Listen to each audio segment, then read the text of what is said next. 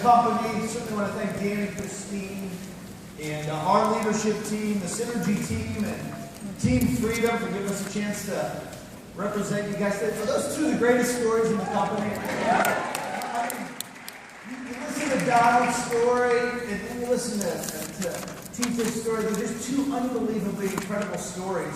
They're so excited to hear. You know, we're here at the Turning Point Convention. And, you know, as I was thinking about the Turning Point Convention leading up to the convention, I was thinking there's really two types of turning points. One are the turning points that sort of happen to you. And then there are other types of turning points that we're trying to create for you this week. Turning points where you make new choices, new decisions in your life that change the direction of your life long term. You know, one of those decisions, my beautiful wife Michelle sitting down here in front of me, and big turning point in my life when I met her. And we decided to date, we decided to get married and start a family together. That was an unbelievable positive turning point. Certainly when I got a chance to meet her brother, Ed, he recruited me into business. Big turning point in my life. Dan and I go into business together a number of years ago. Big turning point in my life. And so as you look at your turning points in life, I think there's a number of them that you can consciously make this week, and then there's others that we can prepare for, because life's going to throw you turning points, whether you want them or not. The topic today, though, is not just about that turning point, but time is money. Did I get that? Is that up there? Not yet. My PowerPoint. There we go. Bingo. Time is money. And so, to get started with today's topic, time is money, I pulled up a cube from Dallas Mavericks owner and the Shark Tank, Mark Cuban. And Mark Cuban was asked, so how many hours a week do you work in your first startup? And his answer I loved. All of them. All of them. And so, for those of you that are here not to be a personal producer, but those of you that are here to build a business, and you want to build a big business, so one that pays you a lot of income, one that pays you generational overrides and residual income, just like Tita, it's about building a big business. And I'm here to tell you that if that's the kind of business that you want, you pretty much got to sign up to work all of them. And I know, immediately as I say that, there's a great paradox in the company, because, wait, I joined WFG so that I could have all of my time back and be in control of my time, and I could spend all this time with my family. And I hear guys like Charlier or Levitan or Penny getting up on stage and having these incredible lives. That's why I joined the business. But to create that lifestyle, you've got to build a business. In the beginning, it's just you. And it's you and your efforts. As you begin to recruit and build a team like Tita has, you begin to have more people to share the workload with. That was good news to me. Coming out of college, I had a 2.1, so I wasn't going to think my way to the top of anything, right? But I always believed I could outwork them. I always believed that. And so, in the beginning, I believe this. When you get started here, you've got to have a heart-to-heart with your sweetheart, with your spouse. You've got to decide why you're here and what you're really playing for. And if you're here to build something big, then you've got to make a commitment to put in all the work. And I believe that means Monday, Tuesday, Wednesday, Thursday night. One of those nights you're at your weekly BPM, and the other 3 you're out in the field. See, I think the hardest thing for me when I got started was like, if I had appointments, I was going to be in the field, but if I didn't have appointments, then I wanted to be home with my spouse. And so like every night was a decision, am I in the field or am I home with my spouse? I really wanted to be home, but if I have an appointment, I'll be in the field. And to me, that was torturous. It was just too hard because I was constantly in flux. And when we finally got to this place where we said, hey, here's what I'm going to do and here's what it's going to take, and we just made a decision together that Monday through Thursday, I'm in the field every night, and if I don't have appointments, then I'm in the office making calls, trying to get appointments. When I got there, it just got easier. And I just decided early on, as we were raising a family, that I wanted her to stay home and raise our kids. And I thought I would rather work 100 hours a week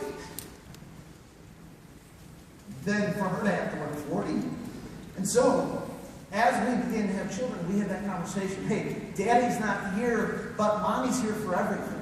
Mommy got a chance to stay home and raise the kids. She was at all the school events, all the practices, everything. And then I got a chance to pick and choose where I could sort of fit in some things. But that was the deal that we signed up for. And by my 4th year, less than 5% of my income came from me personally producing. Because while when I was in the field, I wasn't just producing, but I was training and developing and building other people. So, you can always get more money. It's a renewable asset. That's easy. Jeff Mahobiak gave away $100 today. He can get that $100 back and then some. That's easy. But your time, you can't.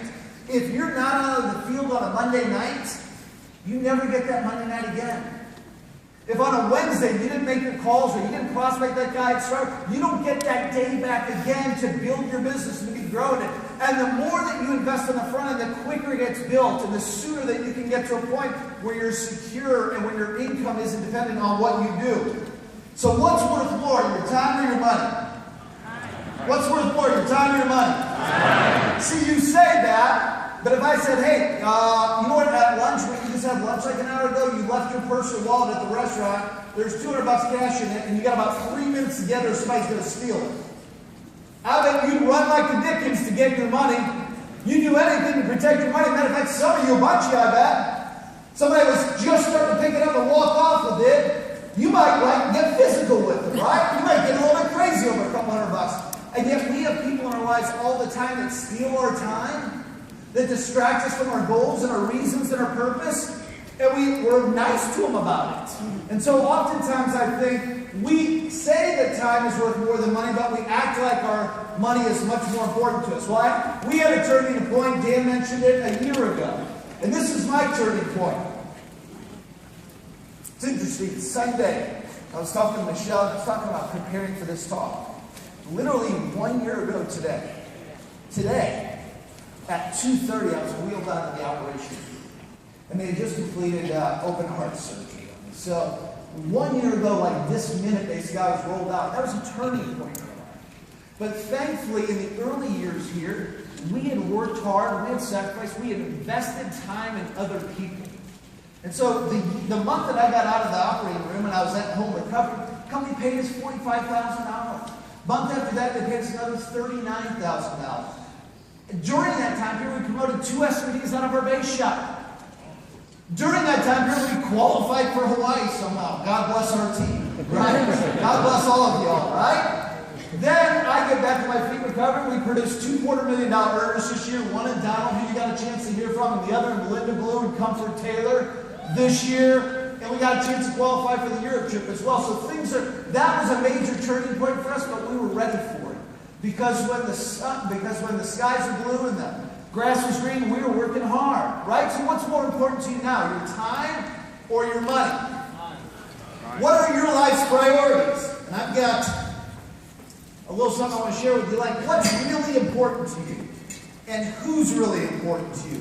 And when will you begin to act like your priorities are your priorities instead of just acting based on what your feelings are in the moment?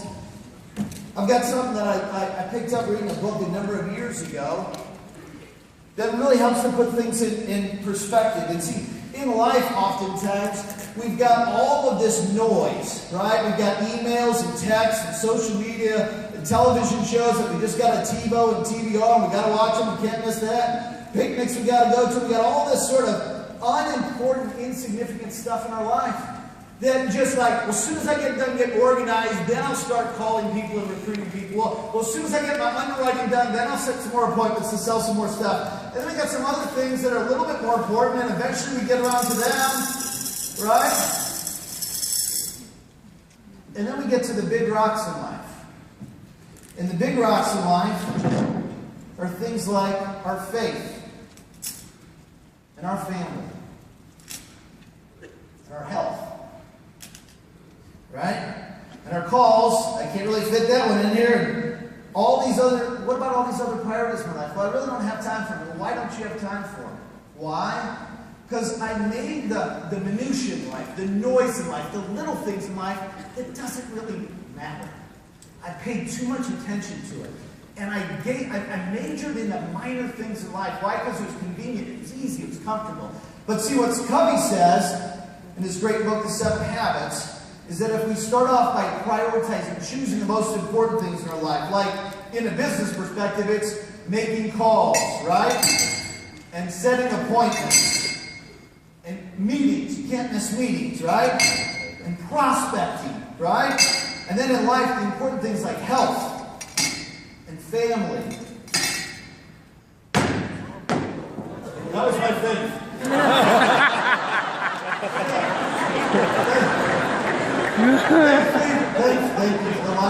Thankfully, my faith is built on a rock, right? Amen.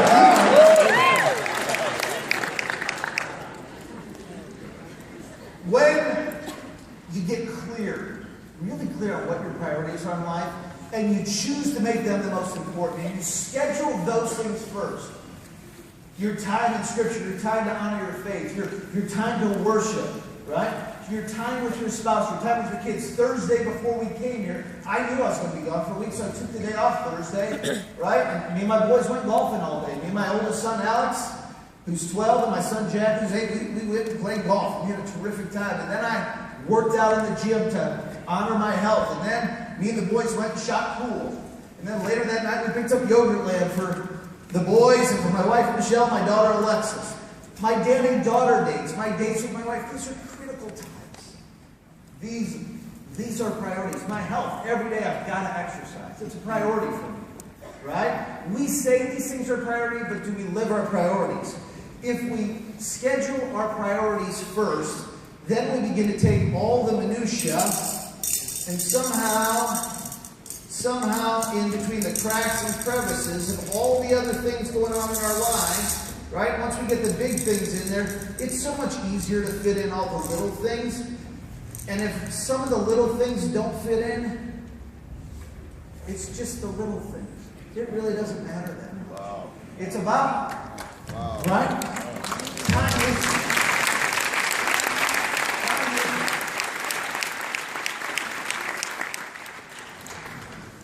we don't know if you got another day, another week, another month, another year. We don't know if you got a whole gangload of years. Whether you got a little or a lot, you don't want to waste what you have. You want to make sure that the most important things in your life, you act and behave as if they're the most important. And that you set your priorities right at home and in your faith, but that you set your priorities right in your business as well. It's critical to do. Remember to put the big rocks in first, or you'll never get around to them at all. I see people all the time wasting their time in the office, never doing the things that they need to be doing while they're away from their families. And when they're with their families, they're worried about the things in business. Michelle will tell you, when I'm home, I'm not worried about business at all. Because when I'm there, I'm doing it. And when I'm home, I'm doing my family. I'm doing that stuff, right? And when you really give it your best in the present moment, you're able to do that. It's interesting. Parkinson's law, I want you to write this in your notes, says a task will swell in perceived importance and complexity based on the amount of time that you allot for it. What does that mean? That means, man, I just need to get organized will become a half an hour, a 2 hour, a 3 hour project. It'll swell in importance in your mind the more time that you give it. It's not that important, but we make it that important based on how much time we give it. Guess what else will swell in importance? If you give time to the important things in your business, like prospecting and calling, they'll swell in importance too. Remember Pareto's law, 80-20 rule, which is really like 90-10. 20% of your activities produce 80% of your results. What are the 20% that you have to do every day in your business? Part-time or full-time? What are those 20%? And what are the 80% that, quite frankly, should be eliminated or given to somebody else? Efficient versus effective. What's the difference? Efficient is doing things faster. I'm going to do more things faster, which completely doesn't matter if you're doing the wrong things. Man, I can batch through a whole bunch of emails in no time. Great job, Sparky. That's very impressive. Being effective is doing the right things. When you do the right things, you're going to get so much more. You ever watch like a Dan Charlet or a Penny Loy or one of the great ones at work? They make it look so easy. You know why? Because they major in the majors. They get the most important things done all the time. Right? One of my favorite quotes by Bill Gates. If you were born poor, that's not your fault. If you die poor, that is. Right? You had a whole bunch of turning point choices that you didn't make. So, I want to just sort of finish today's talk with a new affirmation for you. Any of you guys watch the World Cup men's team? Yeah. Yes?